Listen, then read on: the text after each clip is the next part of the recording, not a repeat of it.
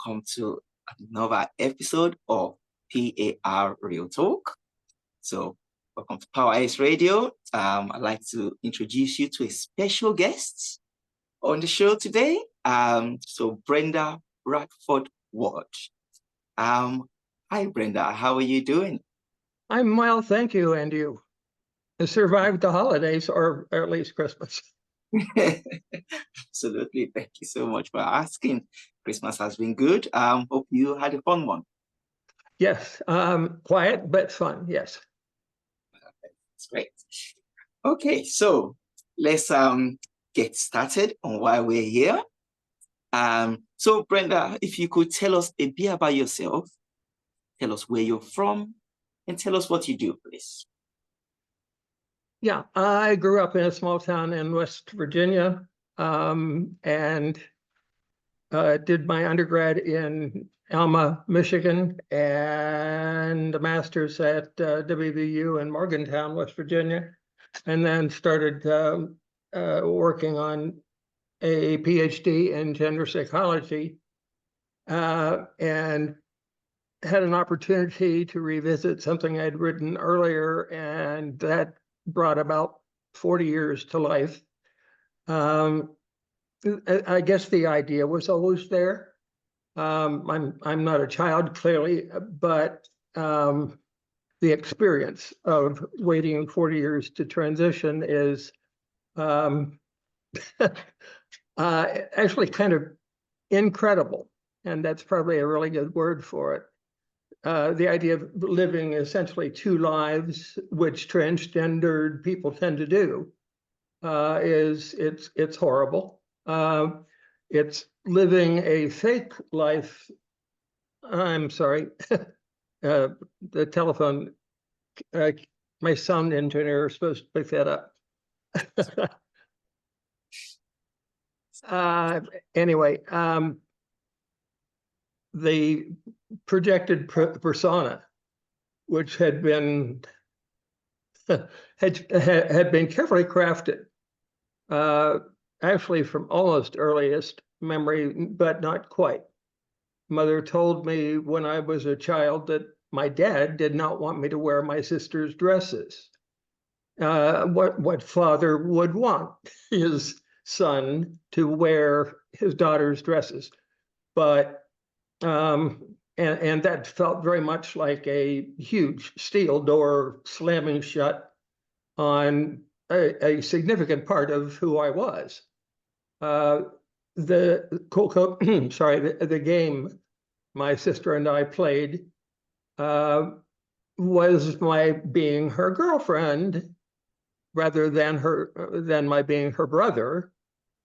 And I don't really can imagine what that would be anyway. And why would children play a game like that unless there were some transgendered something going on there? I suppose there are some other possibilities that it could be, but in my case, certainly it was a gender identity conflict, which mother said I would grow out of. And so I continued to want to wear my sister's clothing or any female, especially when I went to college. There was this opportunity to purchase gender inappropriate, air quotes, clothing, and I thought, well, maybe I'm a transvestite. But anyway, and I continued to consider all kinds of possibilities. And when I finally realized that I could not play the male facade any longer, and it had worked rather well. It had gotten me through college and grad school. But my puppy is playing over here. He's not supposed to be doing that, but the grad school, even being president of a small town bank, was not too much for that false persona I had presented. It had gotten me through a short stint in the Army, although I finally tried to convince them that there was something wrong and I didn't fit in. I was referred to a psychiatrist, and the psychiatrist pointed to a stack of files on his desk and said he just didn't have time to talk to me. He had people who really needed him, and apparently I didn't.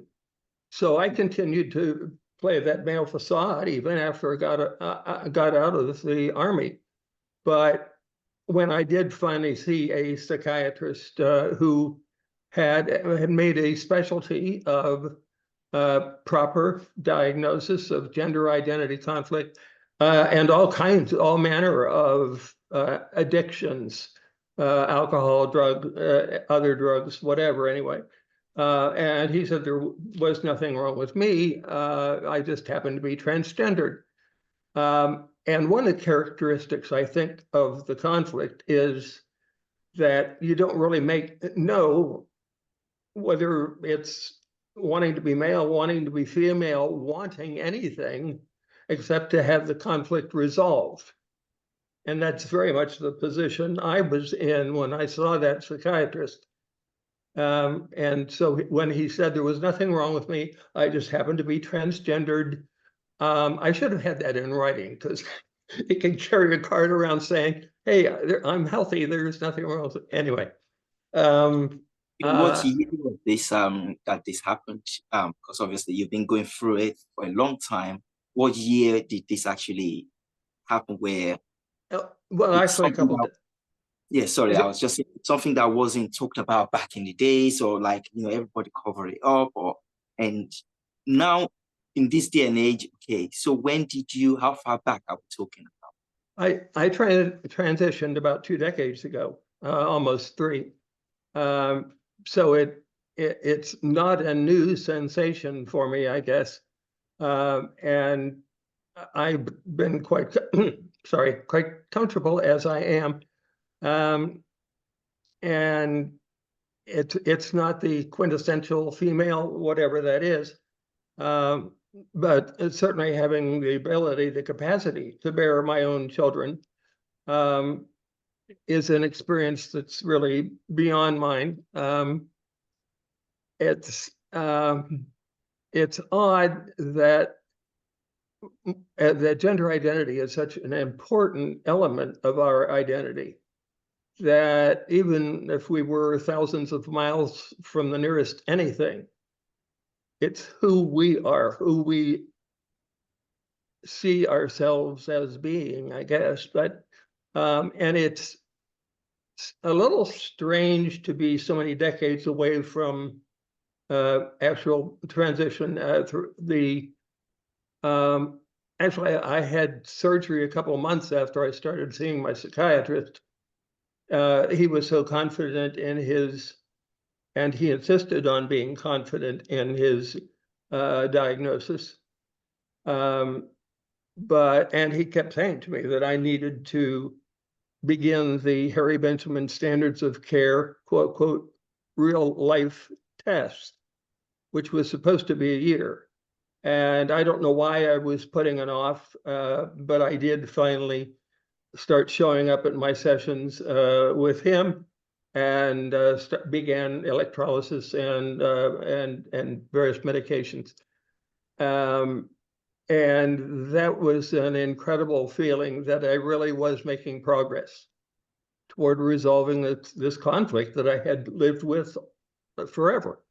And the condition itself actually dates back a couple thousand years at least. Our common ancestry supposedly dates back to 250,000 or even 500,000 years, and yet we don't know very much about all of the offshoots that did not make it. So the Homo sapiens, though, actually clearly account for the 8 billion people we have on the planet. And there are all of the differences apparently that exist across that 8 billion people. It accounts for something like 1% or less of DNA, and all the rest is in common. the gene mapping that was done during that in the 1990s, and the development of what is called CRISPR technology, which is the ability to manipulate DNA, I think holds the greatest promise for a better diagnostic for gender identity conflict and for potentially resolving it in a far superior way than we have right now. I'm sure you're familiar with the Tavistock controversy, where apparently inappropriate surgery was done.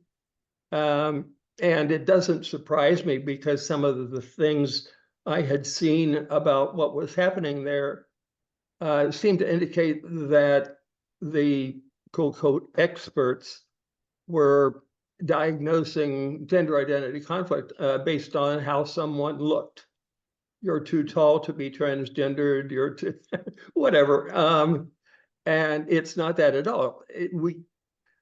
The term transgender refers to things that we can see, perceive, hear, whatever, so that a mental health professional, quote, quote, who looks at someone and says, well, you don't have the capacity to be transgendered, has got to be wrong. You can't see. And our current diagnostic requires somehow that the mental health professional with an expertise in diagnosing gender identity conflict and various other kinds of the transvestites or partner preference, which really has nothing to do with gender identity. Who we're attracted to is, it's burned in. It's something like whether we're right-handed or left-handed. And we can realize that maybe something in our environment interfered with that sort of natural ability or natural inclination. A good-looking fellow like yourself probably doesn't have any difficulty figuring out who your partner should be. And I'm not intending to be personal here, but it really is a kind of a fundamental part of who we are. We have to have some sort of social existence. We do live with other people, but there is a limit to how far we can go in terms of compromising with everyone. Fairly well-known psychologist, Dr. Jordan Peterson from the University of Toronto in Canada, has that view on gender identity, that it actually is a compromise of some sort with our environment, with people around us. And that actually is the male identity I presented for so many years. But that was never who I really was. It was and was not. There are very important parts of who that was that are still part of me, but I certainly am not that person now. And some folks would actually call that gender fluidity, that I seemed to be masculine for a while, now I'm not. And it refers to a changing that never actually occurred. I am the person I was when I was 5 years old. It was the false persona I presented that everyone else accepted as real. My family was stunned when I told them I was transgendered and was going to go through transition. The transgender I was kind of defining earlier, that people perceive whatever, is far different from transgendered. The ED makes all the difference. It's an essential identity that we only reveal under very particular circumstances. And when I contacted my psychiatrist to begin transition, well, for diagnosis first and then transition, it really, again, did not matter to me whether I was going to be masculine or feminine. It just needed to be appropriate to me, to who I was. And my psychiatrist said, well, now that I had talked to someone about it and I was going to talk with other people about it, it could be something like an ingrown toenail that would just kind of be there maybe forever, and you just kind of live with it. And I was no longer going to play that two identity kind of thing. Just telling people about it and continuing to appear masculine was incongruent, as impossible as it could be. I essentially killed myself. I killed that male persona, wasn't going to be that anymore. And I'm very comfortable with who I am now. Maybe too much so, but I have been a member of 3 churches since I transitioned and never had a problem in any of them. Some other people might have had a problem they didn't tell me about, but in terms of their one-on-one with me, we love having you a member of this church. We just want you to wear a man's suit or something. No, that never happened and would have been most inappropriate. The firmest no I could have supplied would have been what was offered, but that's never happened. And especially because I enjoy singing and studied voice for more than 10 years anyway, with a wonderful voice teacher who is no longer with us, and I Oh, still miss her terribly. we definitely have to explore that singing aspect at some point, most definitely. I kind of just wanted to sort of bring it back to this 40 years to life. Yes, Straight away actually going through that title, 40 years to life, it sounds very I wouldn't say gloomy, but it's like a life sentence. Like, it's like you're just there without knowing when it's ever going to end. And going through your book, so I know you actually broke it down into 3 stages, right? Um, yes. so what are the significance of kind of each stage, or like, why those 3 stages? Or can you give us an insight into those 3 stages? I don't think there is a more severe prison than the one that we can impose on ourselves.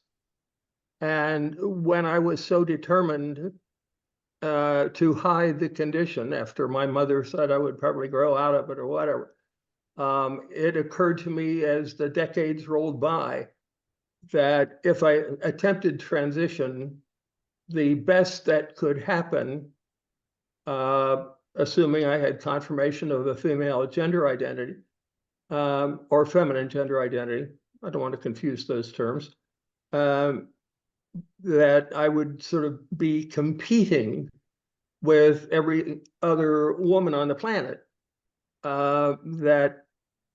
And the sense that it was a competition is nonsense. Actually, ultimately, whoever we are, we have to be that person.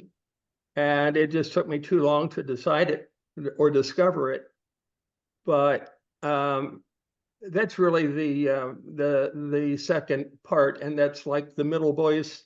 It's not extremely long or wide ranging, but it was a period of transition of actually being outwardly, finally, the person I had been hiding.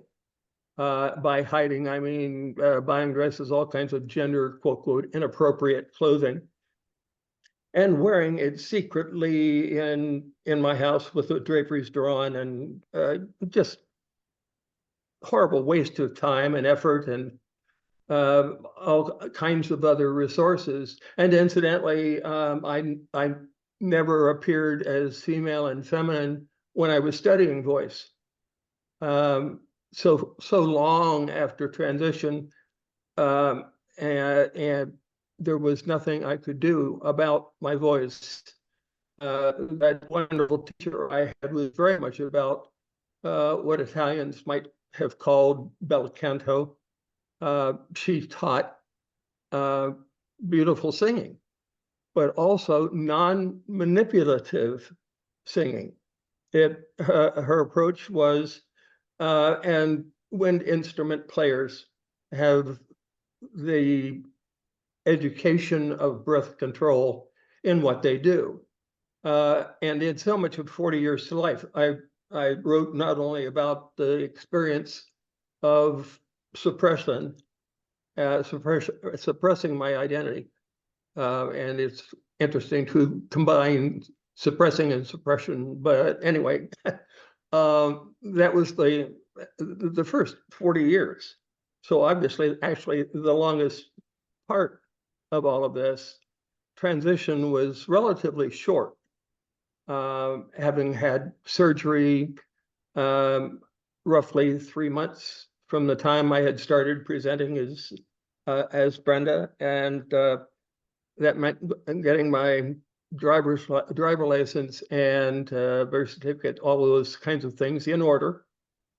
But surgery was necessary to actually win the F versus the M on the driver license. And I was able to do that with pretty extensive surgery. I was out for 24 hours, I guess, the day of the surgery. But there is a fantastic, wonderful story that Ebershoff wrote about Einar Wegner, a wonderful artist who became so consumed with transition to Lily Elbe that she had a variety of surgeries, whatever they were. And I think Magnus Hirschfeld was the surgeon she saw, but she died as a result of one of those surgeries. And I think she probably died happy. If we can say that, but she was seeking resolution of the conflict that she had known all of her life. There is a Roman emperor, became emperor when he was 14 because he successfully led troops in battle. And at the ripe old age of 15 or 16, offered his kingdom to anyone who could fashion a vagina in his quote, quote, body. So that's probably a good example of someone who maybe a couple thousand years ago, I don't remember what his dash period is, but and he did not make it to age 20, which might have been more characteristic of Rome in those days.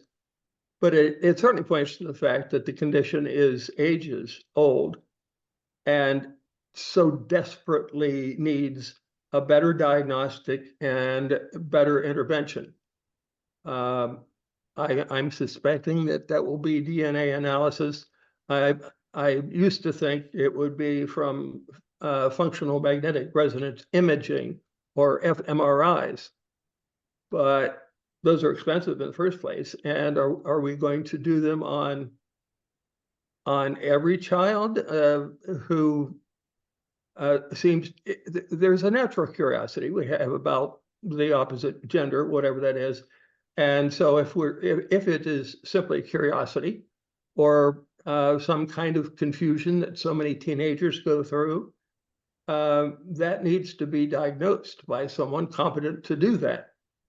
And heaven forfend, we should have anyone attempt to act as a counselor who is not qualified to do it. And I don't think that parents, teachers, ministers, pastors fill that bill. They can offer support, and they certainly need to do that.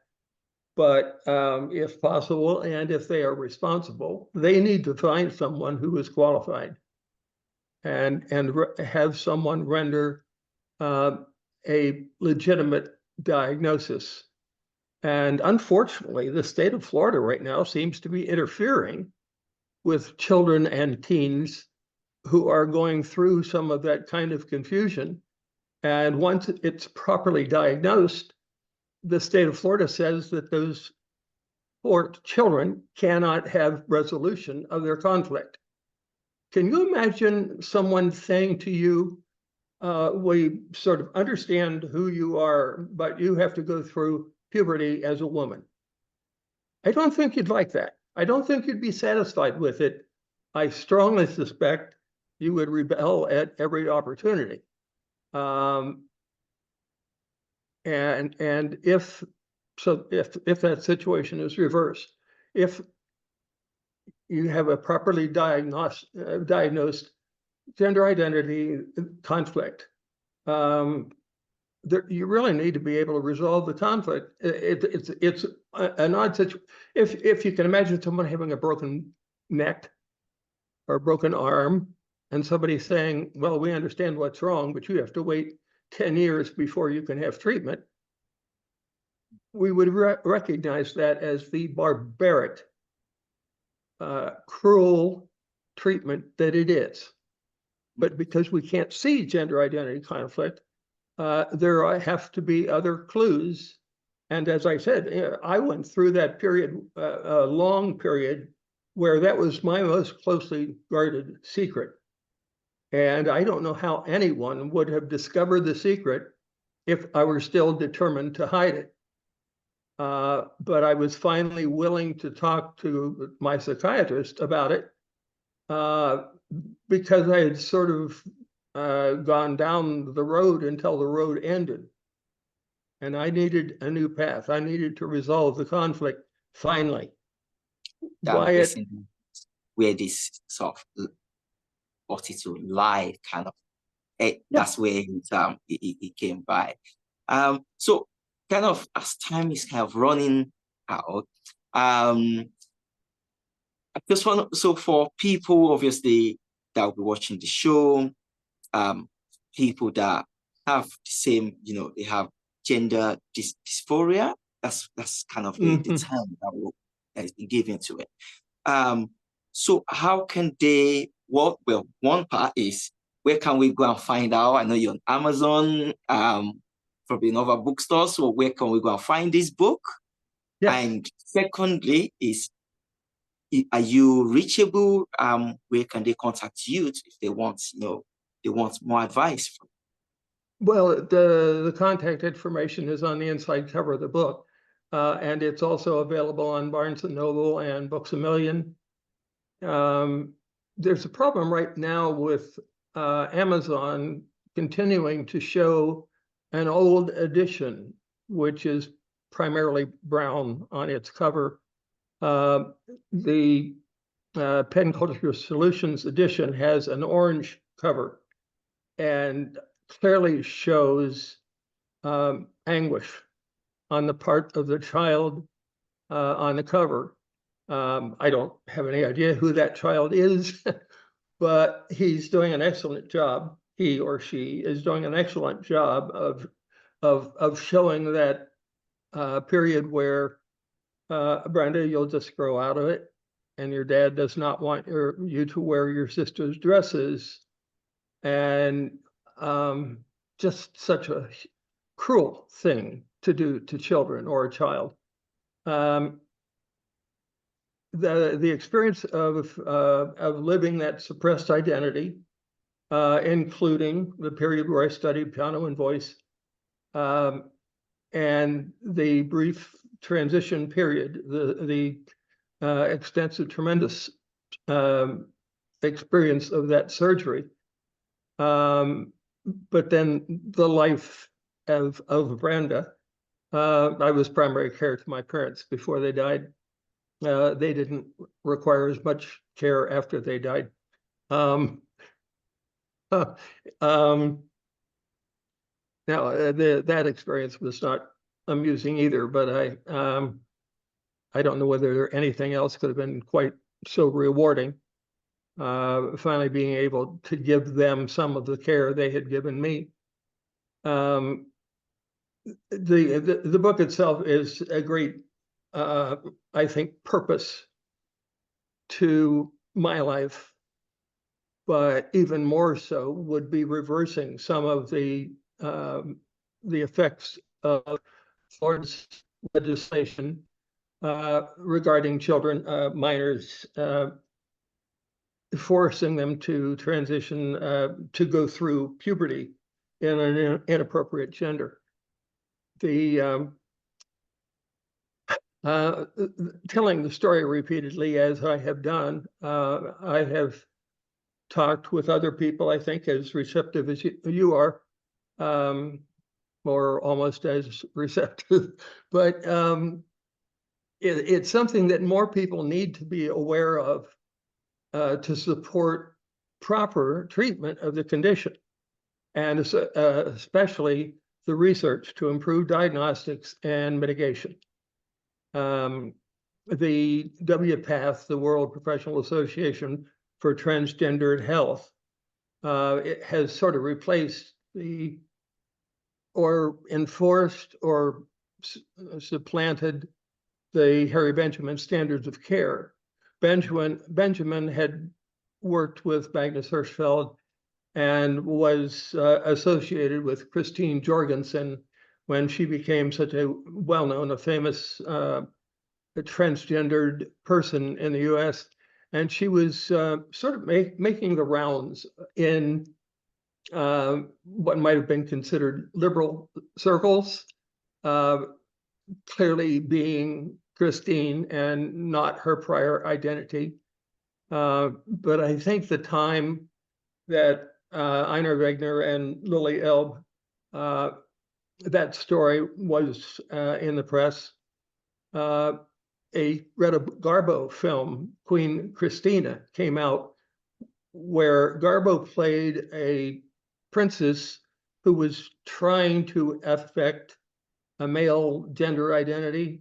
So, dressed in armor and leading her kingdom in battle. But she had an affair with a Russian representative, and Garbo proved again why she was such a well-known actress of her time. The next morning, she seemed to see everything in her room as though she were seeing it the first time. And I think that feeling of transition is pretty much shown there. And someone involved in the screenplay must have been familiar with the story of Lily Elbe. That kind of education, knowing about it, however much one knows, is likely to bring up all kinds of questions by people who might wonder if transition is appropriate for them. And if that happens, they need a professional diagnosis. They need to know whether they really are transgendered or just curious, whatever else might be going on in their minds. And as desperately as transgendered people need the capacity for transition, it's equally horrible for them to transition inappropriately, where something else is responsible for their condition. Dr. John Money is a professor emeritus, was a professor emeritus at Johns Hopkins, and he had presented the case of Brian Reimer, who, sorry, went through. We're kind of running out of time. Oh, sorry. Yes, there are so many powerful stories out there, including 40 Years to Life. But you can imagine, I think, singing in a voice lesson, maybe something about how many women you have loved before. And if you have a feminine gender identity and traditional orientation, you're not going to be happy with having a lot of affairs with women. Absolutely. Well, Brenda, it's been such a pleasure. Well, knowledge. People will definitely have to go and have a read on this book. We're running out on the last few seconds. So I would like to say thank you so much for coming, and hopefully we get to catch up again for the next episode of this show. Absolutely. Would love to. It's been a pleasure. Thank you. Take care. Bye. Bye. Power Ace Radio.